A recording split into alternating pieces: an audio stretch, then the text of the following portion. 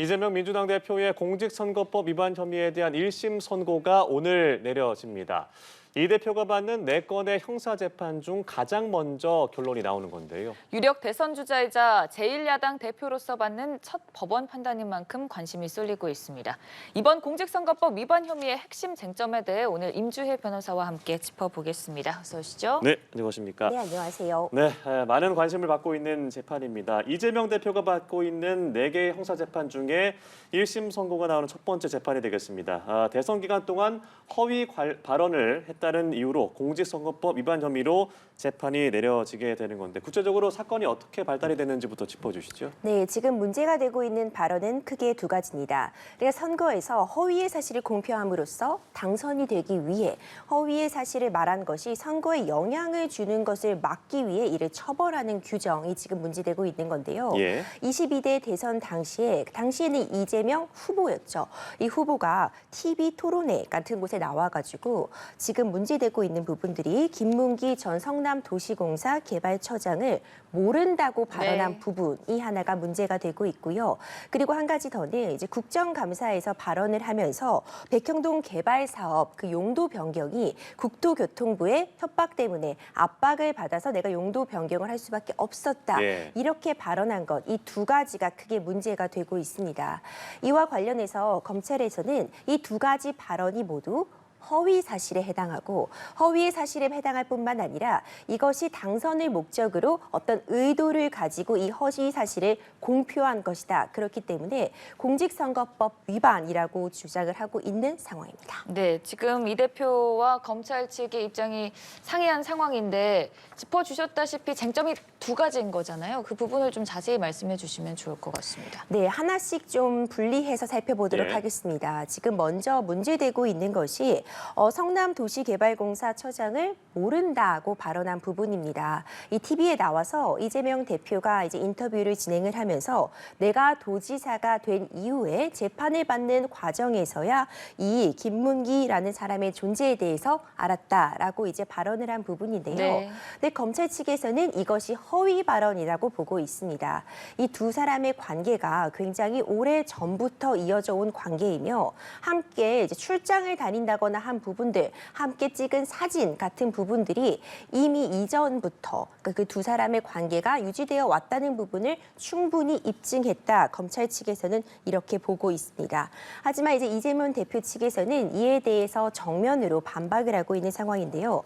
안다라는 의미, 내가 이 사람을 안다는 것은 주관적인 인식에 불과하기 때문에 내가 이것을 허위 사실로 이야기한 것이 아니라 정말 나는 안다는 부분을 인지하지 못했기 때문에 이렇게 발언한 것이다. 이렇게 맞서고 있습니다. 그러니까 기억력이라는 부분이 어떤 한계가 존재하기 때문에 출장을 같이 간 부분이 사진으로 남아있고 이런 부분이 기록이 남아있다고 해도 사실상 내 아래에 있는 직원이었기 때문에 모든 사람들, 모든 직원들, 함께 수행하는 인원들을 알 수는 없는 것이고 내가 알지 못했다는 주관적인 인식에 따라서 발언한 것이기 때문에 허위 사실 공표로 볼 수 없다. 이렇게 주장을 하고 있습니다. 반면 검찰 측에서는 이미 2 사람의 관계를 입증할 수 있는 그런 자료들과 사진들이 충분히 준비되어 있기 때문에 그리고 당시에 이 개발공사처장을 아는지 모르는지가 당선 여부에도 굉장히 중요하게 작용할 수 있는 사실이었기 때문에 이는 공직선거법 위반에 해당한다고 맞서고 있는 상황입니다. 네, 그리고 또 한 가지 발언이 문제가 된 것이 2021년 10월 경기도 국정감사에서 나왔던 이재명 당시 도지사의 발언이었습니다. 백현동 부지 용도 변경 결정과 관련해서 국토부의 압박이 있었다. 직무유기를 문제 삼겠다고 협박을 했다라는 내용이었는데 이 대표 쪽은 국토부 공문을 압박의 증거로 제시를 했고 이 검찰은 단순 협조 요청이었다, 압박은 아니었다라고 하는 것이죠. 어떻게 봐야 될까요? 그렇습니다. 이제 이 부분도 굉장히 쟁점으로 떠오르고 있습니다. 이제 국정감사에서 백현동 개발 그 사업에서 용도 변경이 이재명 대표는 국토교통부가 나를 협박했기 때문에 어쩔 수 없이 이루어진 것이다. 이렇게 주장을 하고 있고요. 이에 대해서 증거로 제시하고 있는 것이 국토교통부가 발송한 그 문건입니다. 이 공문을 살펴보면은 단순히 어떤 협조를 구하는 것이지 이재명 대표가 반드시 이것을 따라야 할 그래서 협박이라던가 압박을 느낄 만한 부분은 없었다. 통상적인 단순 협조 요청에 불과했다. 이것이 지금 국토교통부의 설명이기도 하고요. 검찰 측의 입장이기도 합니다. 이에 대해서도 사실 첨예하게 맞서고 있습니다. 예. 이에 대해서 이재명 대표 측에서는 협박을 받았다. 내가 위협을 느꼈다는 것은 어떤 나의 주관적인 어떤 느낌에 대한 표현이기 때문에 내가 그렇게 느꼈다면은 그걸 발언한 것이 어떤 허위 사실로서 문제가 될 수 없다는 입장이고요. 이에 반해서 이제 검찰 측에서는 이것은 명백하게 허위 사실이다. 있지 않은 사실, 어떤 국토교통부의 압박이나 억압, 협박이 없었음에도 불구하고 국정감사에서 이거를 협박을 받았다고 발표한 것은 이 용도 변경 부지가 굉장히 어떤 그 선거의 당락을 결정할 수도 있는 중요한 문제에 대해서 허위 사실을 공표해서 이걸 주관적 인식을 가지고 선거 결과에 영향을 끼치려 했다. 이렇게 맞서고 있어서 과연 이 협박받았다는 이 표현을 어떻게 재판부가 바라볼지 이것도 굉장히 뜨거운 쟁점으로 달아오르고 있습니다. 네, 두 가지의 큰 쟁점을 좀 짚어봤는데 결국 법은 그 이전 판례가 중요하잖아요. 이번에 이 선거법 허위사실 공표와 관련한 판례들을 볼 때 과연 법원이 어떻게 좀 판단을 할지도 얘기를 해보죠. 그렇습니다. 결국 이 공직선거법상 허위사실 공표가 유죄로 인정되기 위해서는요. 두 가지가 모두 인정이 돼야 됩니다.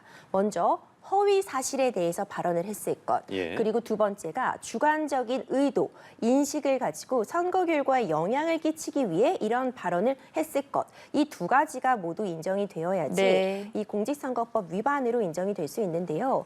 이렇게 허위 사실 공표가 선거법 위반으로 문제되었던 사례들이 이전에도 존재했습니다. 예. 지금 예전에 그 허경영 대표가 대선에 출마했을 당시에 본인을 뭐 이병철의 양자다 이렇게 이 언론에다가 공개한 부분에 관해서는 사실상 징역 2년에 집행유예 3년 이 선고가 된 바가 있었고요.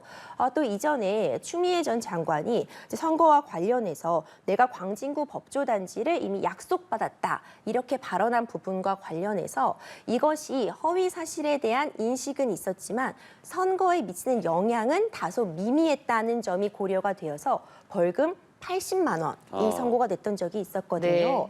네. 이 두 사례가 어떻게 보자면은 뭐 유사하게 보일 수 있는 사례라고도 볼 수 있을 것 같은데 이제 하나는 이와 관련해서 징역형의 집행유예형이 나왔고요.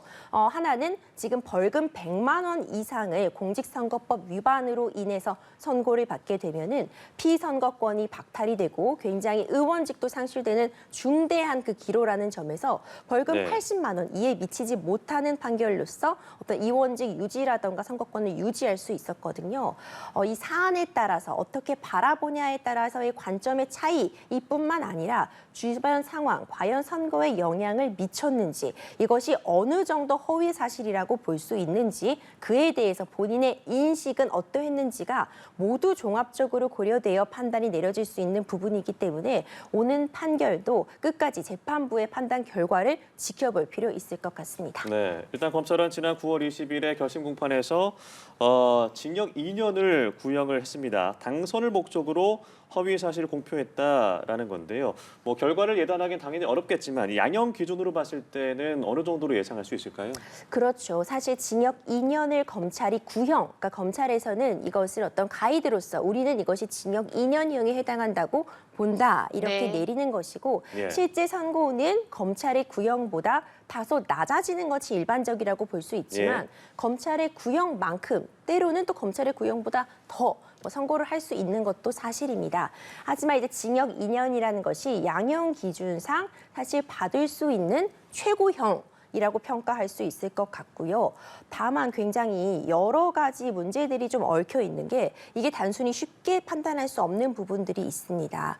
이 공직선거법 관련해서 벌금 100만 원 이상이 선고가 되게 된다면은 지금 5년간 피선거권이 제한되기 때문에 이번엔 1심이지만 이제 1심 결과가 결국 항소심과 대법원 최종 판단에까지 지대한 영향을 미치는 건 사실이거든요. 네. 만약 100만 원 이상의 벌금형이 확정이 된다면 향후 5년간 피선거권이 제한되기 때문에 대선 출마라던가 이런 선거에 출마하는 것 자체가 불가능하게 되고 그리고 금고 이상 뿐만 아니라 공직선거법 위반으로 100만 원 이상의 형이 확정이 되면 지금 받은 선거에서의 의원직도 상실이 되기 때문에 사실상 양형 기준 내에 100만 원 벌금 100만 원 선고는 충분히 가능하다고 볼 수 있는 기준 안에는 들어있지만 네. 이것이 선고되었을 때 후폭풍까지를 고려한다면은 굉장히 여러 가지 셈법이 좀 가능한 그런 상황입니다. 네, 뿐만 아니라 100만 원 이상이 선고가 확정이 된다면 지난 대선에서 선거 비용을 보전받은 434억 원을 더불어민주당이 반납을 해야 되는 상황인 거죠? 그렇습니다. 그래서 굉장히 복잡한 상황이라고 볼 수 있는데요. 벌금 100만 원 이상이 특히 선거 관련 범죄로서 확정이 되면은 이것이 지금 대선에서 문제가 된 거기 때문에 이때 선거 비용을 이미 민주당에서는 보전을 받았습니다. 예. 근데 관련 법에 따라서 대선 같은 경우에는 그 출마자의 당에서 이 선거 비용을 보전받은 부분을 다시 국고에 내놔야 되는 부분인데 이 액수가 사실 400억 원이 넘는 굉장히 큰 액수이기 때문에 이번 판결이 확정이 된다면 이 부분도 선거에서 보존받은 비용도 민주당에서 반환해야 하는 그런 상황입니다. 네, 기소 2년 2개월 만에 오늘 1심 선고가 이루어지는 겁니다. 또 일각에서는 대법원 확정 판결까지 갈 가능성이 높다는 얘기가 나오잖아요. 만약 그렇게 되면은 어느 정도 시간이 좀 걸릴 거라고 예상하세요? 그렇습니다. 원래 선거 관련 범죄 같은 경우에는 어떤 그 영향이라던가 나중에 향후에 미칠 파장을 고려해서 최대한 좀 빨리 판단을 내리는 것이 일반적이라고도 볼 수 있고 그것이 어떤 가이드로서도 마련이 되어 있다고 볼 수 있는데 1심이 선고되기까지가 2년 2개월이 걸렸습니다. 근데 이것이 의도적으로 재판이 늘어졌다고 보기는 어렵고요. 관련자들을 불러서 조사하고 증인 신문을 하고 이런 과정이 굉장히 복잡할 수밖에 없는 사안이었습니다. 그렇기 때문에 기일도 여러 차례 열릴 수밖에 없었고 중간에 이제 이재명 대표의 어떤 피습 상황 이런 부분 때문에 재판이 다소 지연될 수밖에 없었거든요. 예. 하지만 이제 1심이 선고가 된다면 최대한 빠른 기간 내에 항소심과 그리고 최종적으로 대법원 판단까지 이끌어 가려고 또 사법부는 노력을 할 것으로 보이기 때문에 정확하게 확정 판결까지 걸리는 시간을 예측할 수는 없겠지만 대선 전까지 확정 판결이 내려지는 것도 충분히 가능한 상황입니다. 네, 그리고 이재명 대표의 부인 김혜경 씨의 선거법 위반 혐의 1심 선고 결과도 어제 나왔습니다. 불구속 기소된 김 씨 벌금 150만 원을 선고를 받았는데 관련 내용 어떤 내용인지 좀 먼저 짚어주시죠. 그렇습니다. 어제 또 판결이 있었는데요. 예. 이재명 대표의 부인 이제 김혜경 씨가 이제 이전에 대선 후보로서 이제 민주당 경선을 치를 당시에 이제 민주당 그 사람들의 민주당 그 국회의원들의 부인들과 함께한 식사 자리가 문제가 되었습니다. 이와 관련해서 이 역시도 지금 공직선거법 위반이 문제가 되고 있는 것인데 예. 부당하게 어떤 선거에 영향을 끼칠 의도로서 식사를 대접했다. 이 부분이 문제가 되고 있습니다. 근데 이제 식사를 대접한 것도 문제가 되는데 한 가지 더 추가로 지금 쟁점이 되고 있는 것이 식사 대접만으로 그러니까 본인이 사비로 대접을 한 것도 문제가 충분히 될 수 있는 상황. 특히 그 식사를 한 상대방이 민주당 관련 그 인원들의 부인들이기 때문에 어떤 이 민주당 내 경선에서 영향을 끼칠 수 있는 사람들에게 식사를 제공한 것이 문제인데 또 그 계산도 본인의 개인 카드가 아니라 당시 이제 법인 카드로서 그 계산을 했다. 이것이 지금 문제가 되고 있는 것이거든요. 근데 그 액수가 김혜경 씨 본인이 식사한 비용은 제외하고라도 예. 이 관련 수행 인원들과 그 부인들의 식사값 10만 원 가량을 이제 법인 카드로 결제한 부분이 문제가 되고 있습니다. 이에 대해서 어제 1심에서는 검찰에서는 이것이 선거에 영향을 끼치기 위한 의도가 다분했기 때문에 그 액수, 그러니까 10만 원이라는 액수가 어떤 사람들이 보기에는 다소 소액으로 보일 수 있지만 이거는 액수가 중요한 것이 아니라 선거에 영향을 끼칠 목적으로 이제 금품 향응을 제공한 것이다라는 불법성은 액수에 상관없이 동일하기 때문에 이는 유죄로서 인정이 돼야 된다 이렇게 본 것이고요. 검찰에서는 벌금 300만 원을 구형했지만 어제 1심 법원에서는 벌금 150만 원이 선고가 되었습니다. 네, 또 다른 이슈도 짚어보도록 하겠습니다. 오늘 새벽 1시에 이 공천개혁 의혹의 핵심 인물 명태균 씨와 김영선 전 의원이 구속이 됐습니다. 증거인멸이 가장 큰 이유라고 볼 수 있을까요? 그렇죠. 증거인멸의 우려가 높다고 본 것 같습니다. 이제 휴대전화 같은 부분을 이미 다 버렸다 이렇게 진술한 부분들이 사실 문제가 됐다고 볼 수 있을 것 같은데요. 결국 구속이 되냐 마냐 재판은 원칙적으로는 불구속 상태에서 받는 것이 원칙이라고 볼 수 있지만 도주의 우려가 있다거나 증거인멸의 우려가 높아서 인신이 구속된 상태에서 수사를 하는 것이 필요하다고 판단을 하면 구속이 되게 됩니다. 예. 근데 어제 이제 이 구속영장 실질심사가 있었는데 이 부분과 관련해서 특히 이미 휴대폰 같은 부분을 모두 버렸다고 하고 있고 수사에 협조적이지 못한 태도 이런 부분들이 참작이 되어서 구속 수사의 필요성이 있다 이렇게 판단됐다고 볼 수 있습니다. 네. 구속이 됐다는 건 그럼 앞으로 수사나 쟁점에 있어서 좀 어떤 의미라고 보면 되는 겁니까? 그렇죠. 사실 구속 상태에서 수사를 받는 것과 불구속 상태에서 수사를 받는 것은 차이가 있을 수밖에 없을 것 같습니다. 일단 다른 사람들과 어떤 의견을 교류한다거나 소위 얘기하는 뭐 입맞추기, 이야기를 맞추는 그런 과정들이 훨씬 어렵기 때문에 수사의 탄력을 받을 것으로 예상이 되는데요. 예. 지금 문제가 되고 있는 혐의가 결국 명태균 씨와 김영선 전 의원이 공천을 대가로 어떤 금전 거래가 있었다. 네.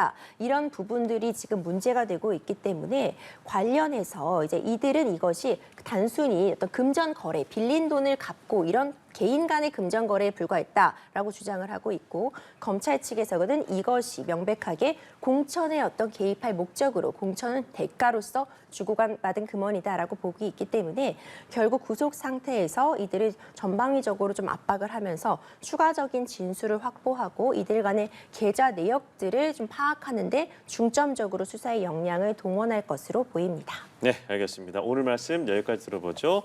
법적인 핵심 쟁점에 대해서 나눠봤습니다. 임주혜 변호사 함께했습니다. 고맙습니다. 고맙습니다.